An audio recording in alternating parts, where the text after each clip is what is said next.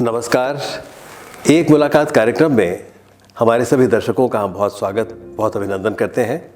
दर्शकों, आज चंडीगढ़ के टैगोर थिएटर में हरियाणा सरकार ने कुछ साहित्यकारों को, कवियों को सम्मानित किया। उन्हीं में एक ऐसे हास्य कवि हमारे बीच में आज मौजूद हैं, हमारे शहर चंडीगढ़ में, जिनका हम स्वागत करते हैं। सरदार मंजीत सिंह जी, आपका बहुत स्वागत है और आपको सबसे पहले बहुत बधाई कि आपको सम्मान मिला है। शुक्रिया साहब, धन्यवाद बहुत बहुत। कैसा लगा आपको इस सम्मान को प्राप्त करके? देखिए जी, सम्मान के शब्द के साथ ही मान लगा हुआ है जी, तो उसमें तो हमेशा अच्छा लगेगा जी, क्योंकि सहज इसकी चीज़ का लगता है तो उसका पॉजिटिव अर्थ जो है वो बढ़ता है जी। तो मान के साथ जो है स लग गया तो सम्मान हो गया। बहुत अच्छा। वो वाकई अच्छा लगेगा और मुझे भी बेहतर लगा क्योंकि आपकी जो उपलब्धियां हैं, जो आपने मेहनत की है, जी, उसको मान्यता मिलने की बात होती है। जी। तो अक्सर कहा जाता है कि जो कविता है, कहते हैं कविता लिखना कोई क्रीड़ा नहीं है, और जिस कविता में मानवता की पीड़ा नहीं है, जिसमें ज़माने का दर्द नहीं है और जिसमें अनुभव की गर्द नहीं है, वो कुछ भी हो सकती है लेकिन कविता नहीं है। लेकिन आप तो हास्य कविता का सृजन करते हैं, हास्य को उपजाते हैं, हास्य की फसल बोते हैं, हास्य की फसल को काटते हैं और लोगों को आनंदित करते हैं। आप क्या कहना चाहेंगे इस बारे में? देखिए जी, कविता तो वो है जो आपको कम्युनिकेट करती है, आप संप्रेषण उसमें होना चाहिए। बिल्कुल। बात जो आप कह रहे हैं वो पहुंचनी चाहिए जी। वो कविता के अलग अलग रूप हैं, 9 रस हैं हमारे, जैसे कहते हैं, हास्य रस भी है, रौद्र रस भी है, करुण रस भी है। तो हास्य जो है वो एक रस है जी। और उसके माध्यम से आप अपनी बात कहते हैं। अब कवि तो हर विषय पर, हर रस में लिखता है। बिल्कुल। मैंने मैंने भी जो है बहुत कविताएं लिखी हैं जो अलग अलग विषयों पर हैं। बल्कि जो मेरी जो लेटेस्ट कविता है, मैंने 2 जनवरी को लिखी थी। छोटा मोटा तो वैसे चलता रहता है लिखने को, लेकिन जो 2 जनवरी को मेरी कविता लिखी थी वो मैंने पिता पे लिखी थी। अक्सर आपने देखा है कि माँ के बारे में बहुत कुछ कहा जाता है, माँ ये, माँ वो, लेकिन पिता जो है वो एक उपेक्षित प्राणी की तरह रह जाता है। अच्छा। ईमानदारी से देखिए ना आप, माँ जो है एक सुरक्षित वातावरण के अंदर जो है बच्चे का पालन पोषण करती है, उसे जो है जो आर्थिक रूप से भी उसको सुरक्षा प्राप्त है, मानसिक सामाजिक सब सुरक्षाएं प्राप्त है, उसमें बच्चे का लालन पालन करती है। जबकि पिता जो है वो बाहरी लोगों से टकराता है, बाहर सामना करता है, चाहे वो नौकरी कर रहा है, चाहे व्यापार कर रहा है, चाहे मजदूरी कर रहा है, तो बाहर उसे हर जगह टक्कर लेनी पड़ती है। और वो विडंबना ये कि जब वो घर लौटता है तो घर में भी उसे टक्कर लेनी पड़ती है। तो उस स्थिति के अंदर जिसको सबसे ज़्यादा सम्मान मिलना चाहिए था वो सबसे कम सम्मान मिलता है और उसका अंत भी बेचारे का जो है बड़ा ऐसा होता है। तो मैंने उस विषय पर मैंने उस पर भी कविता हमें सुनाइए वो कविता। तो मैंने उसमें लिखा साहब कि देखिए, माँ जो है उसको, उसकी तुलना नदी से की जाती है।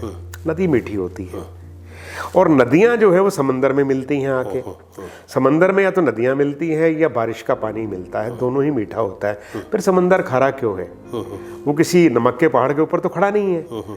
दरअसल क्या है कि जो नदियों के नीचे जो पड़ा हुआ है खारापन, वो सारा का सारा जब समुद्र की लहरों में टकराता है तो वो सारा का सारा ऊपर आ जाता है और वो मीठेपन का एहसास कहीं ख़त्म होता है। तो मैंने एक कविता उसमें लिखी कि माना माँ ममता की सरिता, मीठी उसकी बोली है।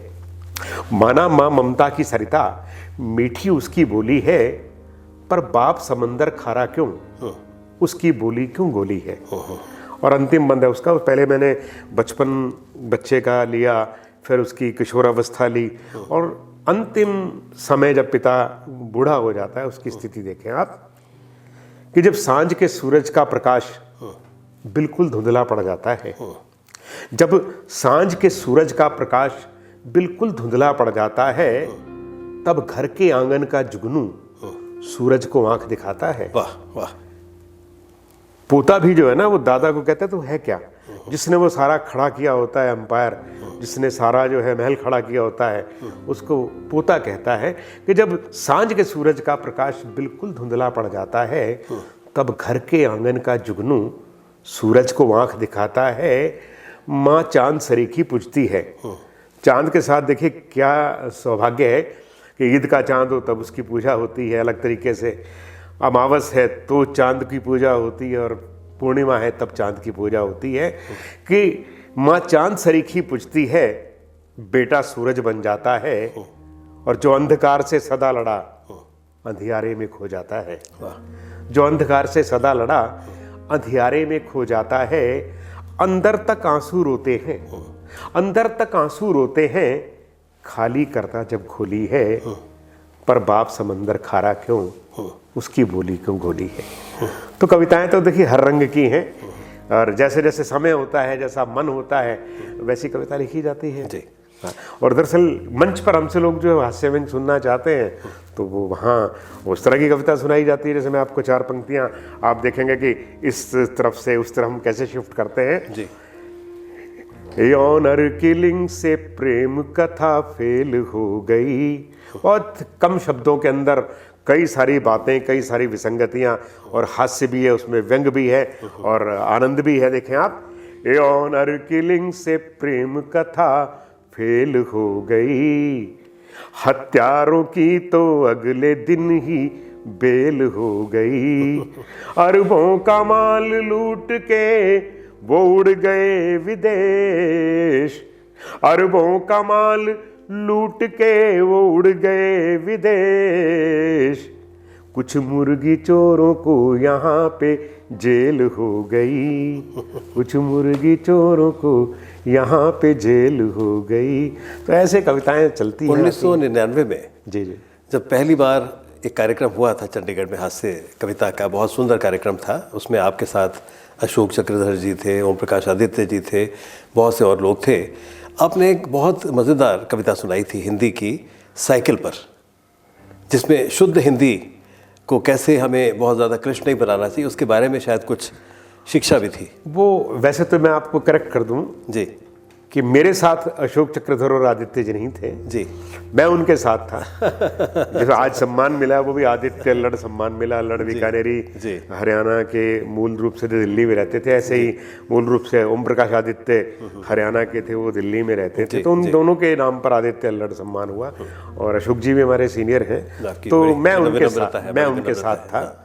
तो वो जो कविता है वो शुद्ध हिंदी की कविता थी जी। दरअसल क्या है कि लोग जो है ना, 2 तरह से, कुछ तो हिंदी की अंग्रेजी बनाने की कोशिश करते हैं, और कुछ जो है ऐसी स्थिति कि शुद्ध हिंदी ऐसी बोलते हैं जो समझ में नहीं आते किसी के। तो शुद्ध हिंदी बोलने वालों पर व्यंग था। वो लंबी कविता है, तो वो पूरी सुनाऊंगा तो कोई बात नहीं, बहुत अच्छा लगेगा। अच्छा, वो उसकी कंटिन्यूटी टूट जाएगी अदरवाइज जो है। तो आखिरकार हमने हिंदी के कट्टर समर्थकों की बात मान ली, और अगले ही दिन से अंग्रेजी और उर्दू के शब्दों का हिंदी में घालमेल ना करने की ठान ली। तो सुबह उठते ही हमने नेत्र स्थित नासिका चिपटित नेत्र दोष निवारक पारदर्शक यंत्र अर्थात चश्मा अपनी आंखों पर लगाया, फिर दंत स्वच्छ कारक दंडिका एवं दंत स्वच्छ कारक लेप से अपनी दंतावली को स्वच्छ किया और चमकाया, और एक कप चाय मंगाने के लिए अपनी पत्नी को शयन कक्ष में आवाज देकर बुलाया। हे प्रिय, एक पकी मिट्टी के पात्र में शर्करा युक्त दुग्ध मिश्रित पर्वतीय पत्तियों का अति उष्ण पेय पदार्थ प्रेषित कर दो मेरी रानी जी। तो बोली सुबह सुबह शुरू हो गए। अच्छा ये बताओ, ये नई कविता सुना रहे हो या कहानी? तो शुद्ध हिंदी में बोलने की सौगंध ले रखी थी, इसलिए कुछ काम ध्वनि से तो कुछ संकेतों से निपटाए, और दिल्ली जाने के लिए एक त्रिचक्रीय वाहन अर्थात रिक्शा में बैठकर हम वाहन गमनागमन स्थल तक आए। तो वहां एक हमारे मित्र मिल गए। बोले लेट कैसे हो गया तू? तो मैंने उसे शुद्ध हिंदी में बताना था, तो मैंने बताया कि हमारी त्रिचक्रीय वाहिनी के अग्र चक्र में छिद्र हो जाने के परिणाम स्वरूप समूचा पवन उत्सर्जित हो गया था। छिद्र अवरोधक से छिद्र बंद करवाने के उपरांत पवन ठूसक यंत्र से उसमें पुनः पवन प्रविष्ट करवाई, अतः विलंब हो गया मेरे भाई। तो कंडक्टर को देखते हमने उससे कहा, संवाहक महोदय, इंद्रप्रस्थ नगरी प्रस्थान करने हेतु एक समुचित मूल्य का वैधानिक यात्रा पत्र हमें तुरंत सुलभ करवाइए। कंडक्टर ठेठ हरियाणवी था, सीटी बजा के ड्राइवर से बोला, दिल्ली की बस में गलत रूट की सवारी चढ़ रही से, दिल्ली की बस में गलत रूट की सवारी चढ़ रही से, जरा ब्रेक मार के इसने उतराइए। तो हमने कहा, महोदय वाहन मत रोकिए, जहां आप कह रहे हैं हमें वहीं है जाना। बोला तो आगरे क्यों नहीं चला जाता? वो बोला तो आगरे क्यों नहीं चला जाता, वहीं है मशहूर पागल खाना। तो थोड़ी देर बाद जैसे ही हमारे पास बैठे एक यात्री ने सिगरेट सुलगाकर उसका कश लगाया, हमने शोर मचाकर तुरंत कंडक्टर को बुलाया। हमने कहा, संवाहक महोदय, यह व्यक्ति श्वेत धूम्रपान दंडिका का अनाधिकृत दहन करके इसका अवांछित धूम्र हमारी नासिका पर छोड़ रहा है। यह परिवहन नियमावली के विरुद्ध है, हमारे मौलिक अधिकारों का हनन है। इस प्रकार ये व्यक्ति संविधान के मूल ढांचे को ही तोड़ रहा है। कंडक्टर बोला रहा, बैठ जा बैठ जा। कंडक्टर बोला रहा, बैठ जा बैठ जा। इसने कौन सा गौरी मिसाइल की पूंछ में आग लगा दी, एक सिगरेट ही तो सुलगाई से। और इतना शोर तो अमेरिकन टावर के टूटने पे भी नहीं मचा, जितनी आए तो बा तने थोड़े से दुम्बे पे मचाई से। तो साहब दिल्ली पहुंचकर हमने एक रिक्शा वाले को जिलाधिकारी निवास समीप स्थित सामुदायिक केंद्र पहुंचाने के लिए बतलाया। तो वो 2-4 लोगों से पूछ पाछ के हमसे सीधा टकराया। बोला, तुम्हें कम्युनिटी सेंटर जाना है? सीधे सीधे भी तो बता सकते थे। तुम्हें कम्युनिटी सेंटर जाना है, सीधे सीधे भी तो बता सकते थे। अंग्रेजी बोलनी जरूरी थी, हिंदी में भी तो सता सकते थे। जी। और जो संदेश देने के लिए मैंने कविता लिखी राकेश जी, कि यदि आप हिंदी की भगीरथी को समुद्र नहीं बना सकते तो इसे संकुचित करके छोटा नाला मत बनाइए। बहुत अच्छा। इसे छोटा करके नाला मत बनाइए, इसमें संस्कृत और उर्दू की अलकनंदा और यमुना को मिलने दीजिए। बहुत अच्छा। अंग्रेजी जैसे छोटे झरनों पर भी बांध मत बनाइए, क्योंकि सैकड़ों नदियों और नालों के मिलने के बाद ही भगीरथी पवित्र गंगा बन पाई है। वाह। इस सैकड़ों नदियों और नालों के मिलने के बाद ही भगीरथी पवित्र गंगा बन पाई है। और हमने दूसरी भाषाओं की शब्द रूपी नदियों को हिंदी के भगीरथी में मिलने से रोका है। इसीलिए हिंदी आज तक हिंदी रही है। जन जन की पवित्र हिंदुस्तानी गंगा नहीं बन पाई है, जन जन की पवित्र हिंदुस्तानी। बहुत अच्छा, बहुत अच्छा। मंजीत जी, आप तो बहुत देशों की यात्रा कर चुके हैं, शायद 40 से ज़्यादा देशों की आपने यात्रा की है। विदेश में और हमारे देश में कैसा आपको अनुभव होता है? देखिए, इसको एक वाक्य में उत्तर नहीं दे सकते, या आप इसको एक तरह से जनरलाइज नहीं कर सकते जी। देश अलग अलग तरह से हैं। जैसे एक देश है दुबई, जो आपके बिल्कुल पास है, बिल्कुल, है ना। और वहाँ क्या है कि जो भारतीय हैं वो 50% से भी ज़्यादा हैं जी। बाद में फिर पाकिस्तान, बांग्लादेशियों का नंबर आता है, और फिर और विदेशियों का नंबर आता है। वहाँ जाएंगे आप तो आपको लगेगा कि जैसे यूरोप की जो सुविधाएं हैं, अमेरिका जैसी सड़कें और वैसी सिविक व्यवस्था, लेकिन बोलचाल जहाँ भी आप देखेंगे आपको हिंदुस्तानी बोलती सुनाई पड़ेगी। पाकिस्तानी वो हिंदी में बात करता मिलेगा आपको, तो आपको लगेगा नहीं कि आप किसी दूसरे देश में हो। आपकी अपनी भाषा जो है वो प्रशंसा की दृष्टि से मैं पूछना चाहता हूँ। नहीं, मैं दोनों चीज़ें बता रहा हूँ आपको। ये तो है यहाँ की बात जी। और फिर आप चले जाएं इंग्लैंड में, तो वो थोड़ी दूरी है, और फिर वो भारत जिंदा है उसमें भी वहाँ जाके। अब अमेरिका चले जाएं तो फिर वो अलग तरह के संस्कार, अलग तरह की स्थितियाँ, तो अलग अलग है मामले। क्योंकि दुबई से लोग हैं इधर, जितने भी मिडल ईस्ट से हैं, ये लोग किराए ज़्यादा नहीं है, आते रहते हैं, परमानेंट रेजिडेंस किसी को नहीं मिला हुआ वहाँ से, तो उनका जुड़ाव भारत से ही रहता है। आप गल्फ न्यूज़ या खलीज टाइम्स देख लें तो उसमें 4-5 पन्ने जो हैं भारत के बारे में होते हैं। तो ये वो भारत वहाँ पूरा का पूरा है, क्योंकि लोग आते रहते हैं। अमेरिका में क्या है कि बहुत से लोग तो ऐसे हैं जिनके पास उन स्पेयर नहीं कर पाते किराया, कि भाई वो 2-3-4 चक्कर काट लें। जो अच्छे संपन्न लोग हैं वो अलग बात है। तो वहाँ जो है, जो भारतीय संस्कृति है, वो उसको सहेज के रखते हैं लोग, संस्कारों को सहेज के रखते हैं। और उन्हें जब हम वहाँ जाते हैं तो सुनने को जो है वो कवि जो है कभी कभी मिलते हैं। तो जितने भी उस शहर के हिसाब में होते हैं लोग बड़े अच्छे मनोयोग से सुनते हैं जी। और बहुत प्रेम भाव से जो है वो सुना जाता है।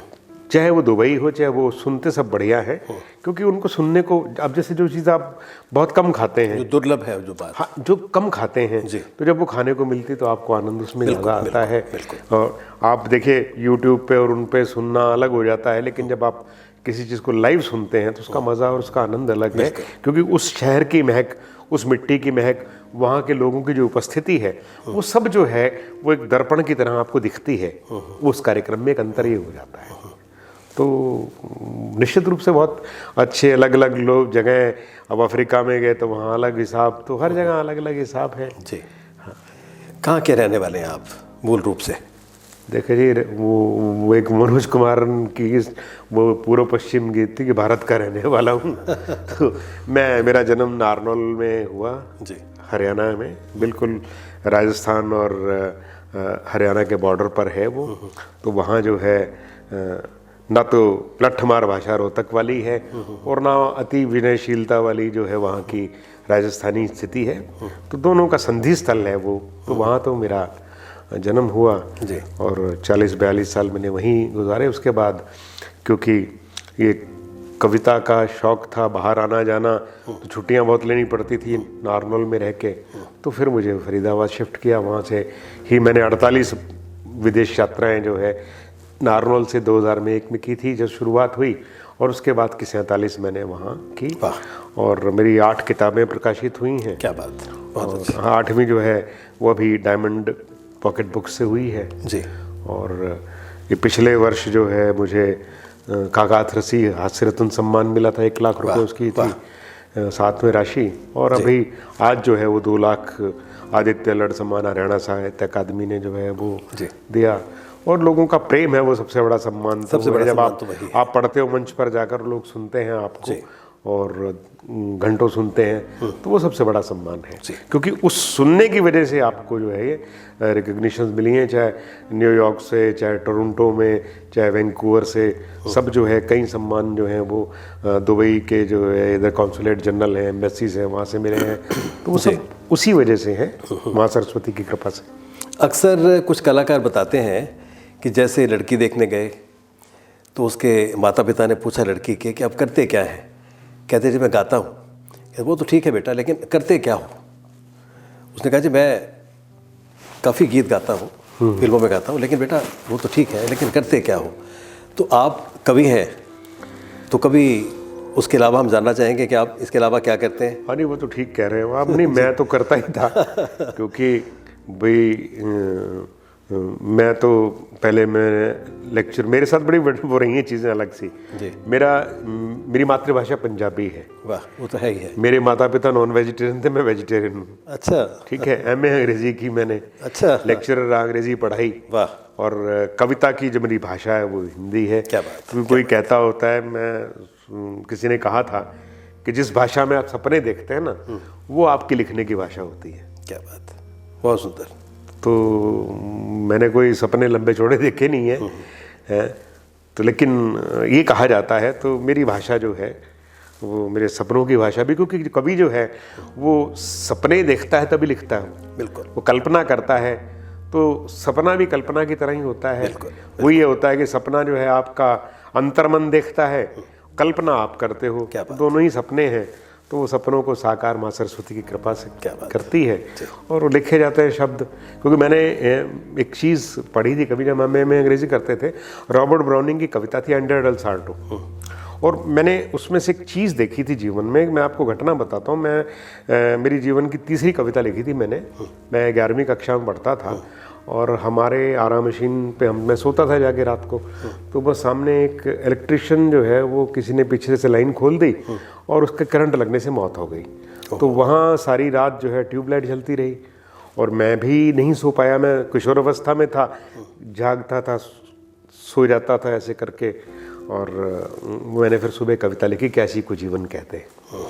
मैं जब कॉलेज में गया तो मैंने वो सुनाई, तो हमारे प्रोफेसर थे हिस्ट्री के, बड़े खुश हुए, बड़ी अच्छी कविता है, लेकिन अभी इसमें कच्चापन है, तो इसको ज़रा दुरुस्त करा लो किसी से जो पुराना कवि हो। भाव यही रहे लेकिन शब्द। तो मैंने साहब किसी को दी, उन्होंने भाव वो रखे, कविता का स्वरूप बदल दिया। मैंने सुनाई तो बोले वो तो कविता तो है नहीं जो तुमने वो सुनाई थी। मैंने कहा सर आपने कहा था ठीक करा लो। बोलो ना ठीक कराई हुई अच्छी थी, वो कच्ची अच्छी थी। तो मैंने उस समय महसूस किया कि जो कविता के अंदर जो इमोशंस है, जो भावना है, वो उसका मूल स्रोत है। बहुत सही बात भाई वो कवि है जो किसी के दुख में जिसकी आंखों में आंसू आ जाए और जो किसी को हंसता देख के मुस्कुरा ले, वो कवि है, क्योंकि उसके अंदर भावना है, भावुक है, वो भावुक हृदय है, वो कवि होगा। और ऐसे मैंने एंडर्डल सार्टो, मैंने एक वो मोनोलॉग है, ड्रामेटिक मोनोलॉग रॉबर्ट ब्राउनिंग का, वो बताता है कि उसमें जो एक प्रेमी होता है वो बताता है कि भाई मैं बड़ी टेक्निकली मैं बड़ा करेक्ट हूँ, मेरी जो पेंटिंग्स हैं वो कलर कम्बिनेशन में, कलर कंट्रास्ट में लियोनार्डो डा विंची से 21 पड़ती हैं, लेकिन मेरी टोटल रचना जो है वो कमज़ोर इसलिए पड़ जाती है कि मेरे अंदर वो फ्लेम ऑफ लव नहीं है, मेरे अंदर वो इमोशंस नहीं है जो उस व्यक्ति में है।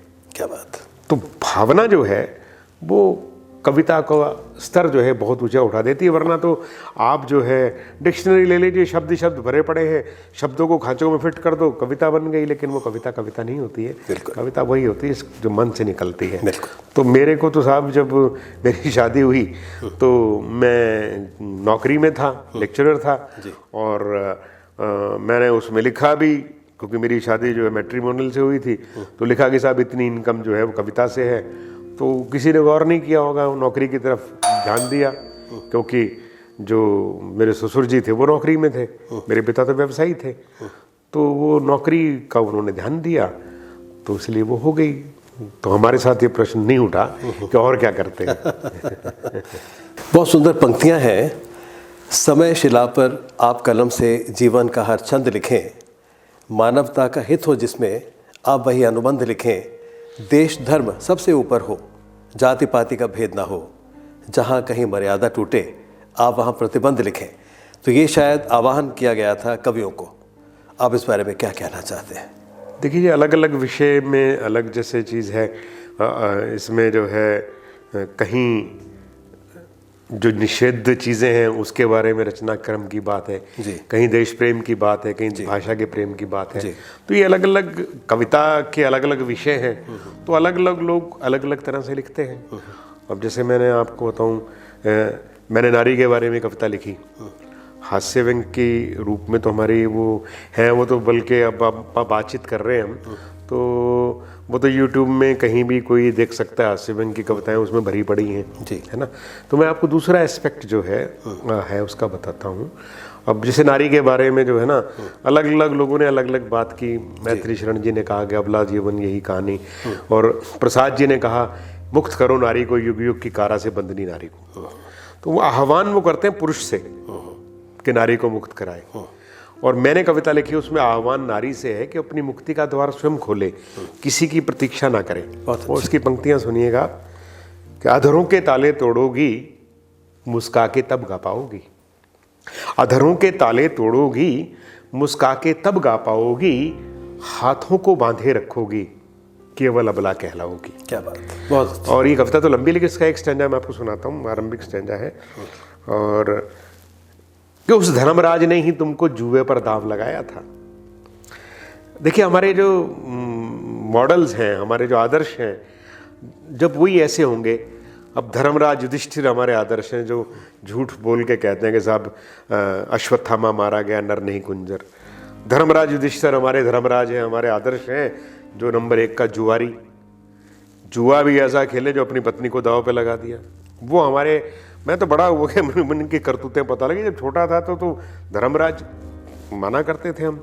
अब द्रोणाचार्य के नाम से देश में अवार्ड मिलता है, द्रोणाचार्य अवार्ड, और मतलब वो उन कोचेस के लिए मिलता है कि जो एकलव्यों के अंगूठे काट के रखते हैं अपने पास। तो या तो उस द्रोणाचार्य अवार्ड का नाम बदल दो, या जो फिर जो है भाई, अब हम क्या कह सकते हैं। तो हम जो अब संस्कृति है ना, उसको बढ़ावा देते हैं जाने अनजाने में। तो मेरा वो देखिए बंद उसमें कि उस धर्मराज ने ही तुमको जुए पर दाव लगाया था, उस धर्मराज ने ही तुमको जुए पर दाव लगाया था। दुशासन ने पल्लू खींचा, पतियों ने शीश झुकाया था। युधिष्ठिर को अगर उसी रोज तुम मौत की नींद सुला देती, युधिष्ठिर को अगर उसी रोज तुम मौत की नींद सुला देती, औरत सौदे की चीज नहीं, संसार को सबक सिखा देती। क्या बात, बहुत अच्छा। और अब वस्त्र विहीना होकर भी, कि अब वस्त्र विहीना होकर भी तुम कृष्ण बुला ना पाओगी, हाथों को बांधे रखोगी, केवल अबला कहलाओगी। बहुत अच्छा, बहुत सुंदर, बहुत सुंदर। तो ये संदेश साथ साथ चलते रहते हैं जी कविता के। वाकई आपको सुन के वही लगता है कि दिल से जो बात निकलती है असर रखती है, पर नहीं ताकत परवाज़ मगर रखती है। तो आपकी जो इमेजिनेशन है इतनी सुंदर होती है कि उसमें उसके प्रभाव में हम सब बह निकलते हैं।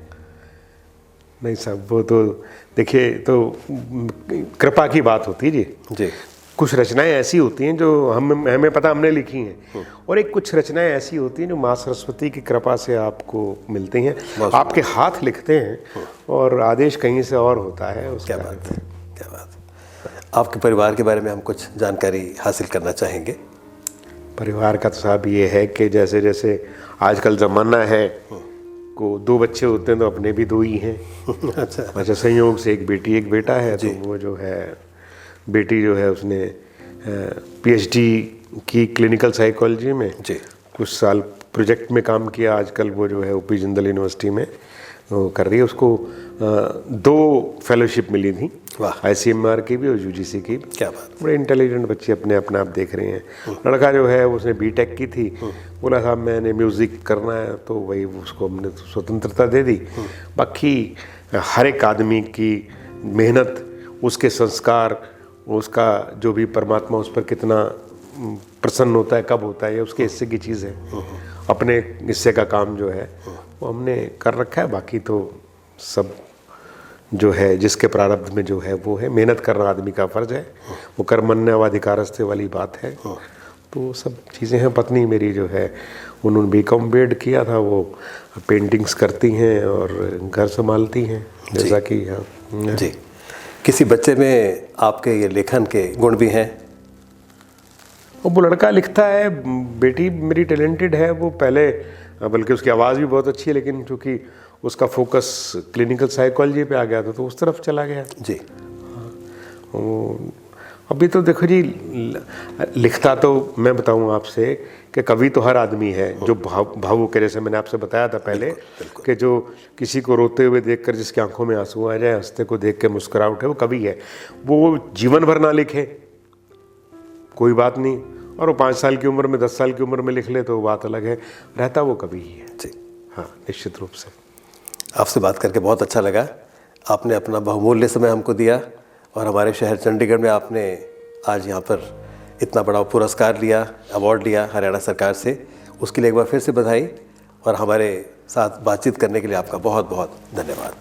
नमस्कार।